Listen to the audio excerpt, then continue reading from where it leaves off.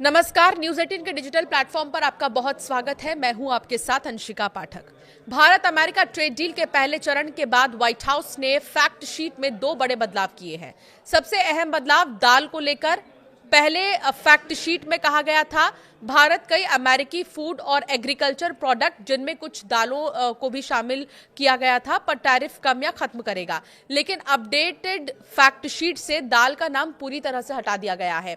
अब सूची में DDGS, रेड सोरघम और ट्री नट्स ताजे और प्रोसेस्ड फल, सोयाबीन ऑयल, वाइन और स्पिरिट्स जैसे प्रोडक्ट्स ही शामिल हैं।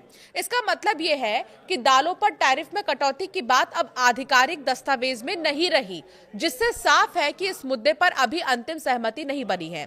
भारत अमेरिका के बीच हाल ही में ट्रेड डील को लेकर पहला चरण पूरा हुआ, लेकिन ये डील साइन होने से पहले ही व्हाइट हाउस ने इससे जुड़ी फैक्ट शीट में कुछ बड़े बदलाव कर दिए। ये बदलाव पिछले 1-2 दिन में किए गए हैं, जिससे व्यापार में काफी असर पड़ सकता है।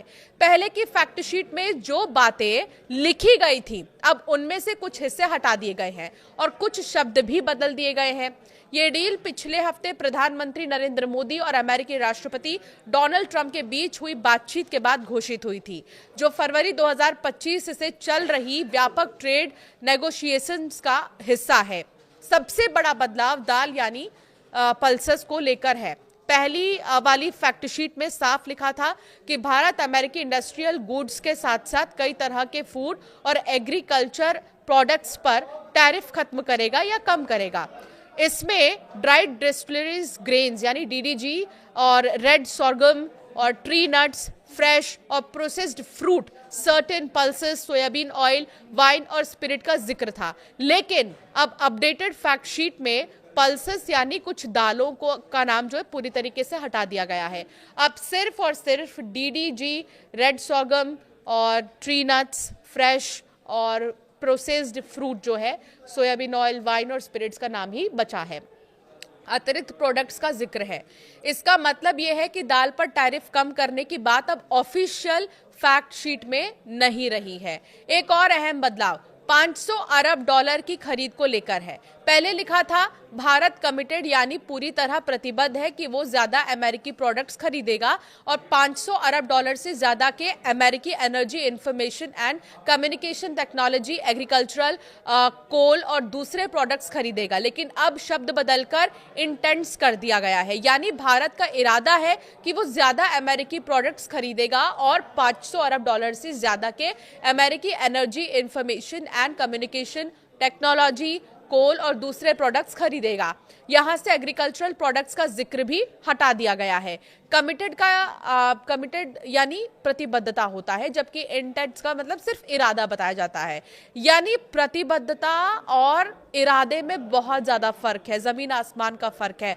तो जो अपडेटेड फैक्ट शीट है उसमें कुछ शब्दों को भी बदला गया है।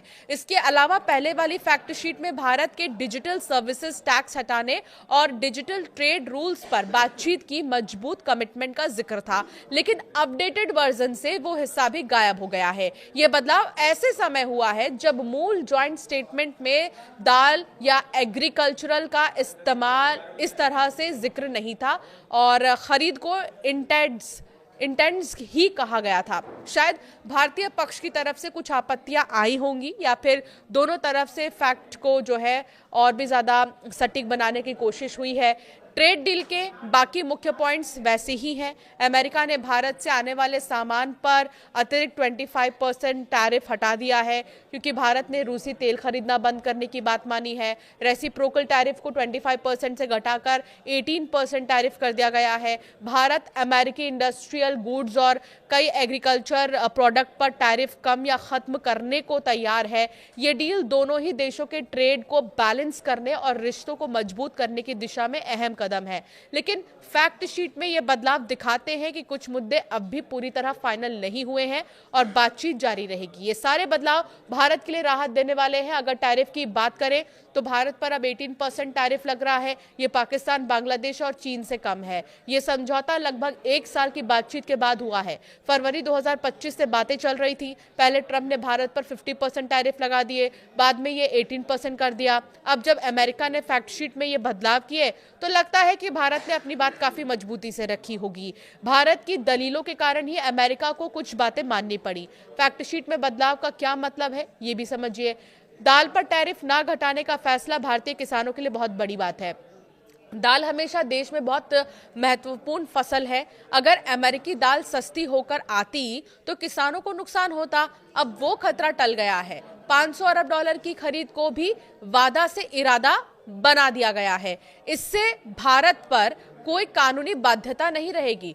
डिजिटल टैक्स पर भी भारत को तुरंत कुछ करने की जरूरत नहीं पड़ेगी, सिर्फ भविष्य में नियमों पर बात होगी। पहले समझौते की घोषणा के समय कुछ बातें थोड़ी सख्त लग रही थी, लेकिन अब अमेरिका ने खुद अपनी लिस्ट को नरम कर दिया है। इससे साफ है कि भारत ने डील में अपने हित अच्छे से सुरक्षित रखे हैं। आगे जब पूरा डिटेल समझौता आएगा तब और भी ज्यादा साफ होगा, लेकिन फिलहाल ये बदलाव भारत के लिए सकारात्मक है। आपकी राय क्या है, हमें जरूर कमेंट कर बताएं।